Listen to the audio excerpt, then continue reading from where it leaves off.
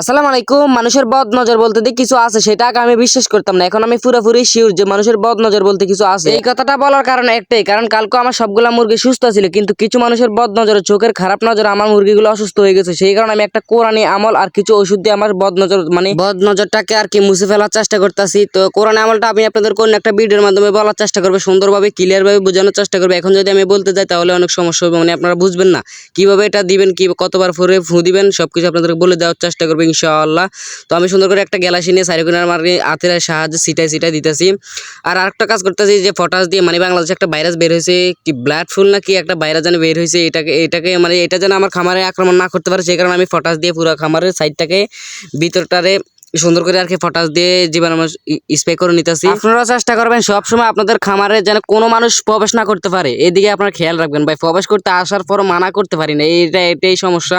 মানে আমাদের এলাকার কিছু মানুষ আছে মানা করতে পারি না, এই কারণে মানে ঢুকে যায় খামারের ভিতরে, ঢুকে যাওয়ার ফলে দেখা গেছে অনেক রকমের ভাইরাস আক্রান্ত হতে পারে, মানুষের বদ নজর, চোখের নজরও খারাপ হতে পারে। আল্লাহ সৃষ্টিকে কেউ যদি মানে একটু যে বাইরে করে উঠে না, মাশাআল্লাহ বলো না, কিছু বলো না, সেই কারণে বদ নজরটা লাগে যায়। তো আমি কিছু মেডিসিন ইউজ করতেছি, আমার মুরগির গলায় গড় গড় শব্দটা এটা ভালোই হইতেছে না, কিছুটা ভালো হয়েছে আলহামদুলিল্লাহ, কিন্তু এই বদ নজরের কারণে আবার শুরু হয়েছে। তো আল্লাহ আপনারা সবাই আমার জন্য দোয়া করবেন, আমার মুরগিগুলোর জন্য দোয়া করবেন যেন আমার মুরগিগুলো সুন্দরভাবে সুস্থ সবল হয়ে যায়।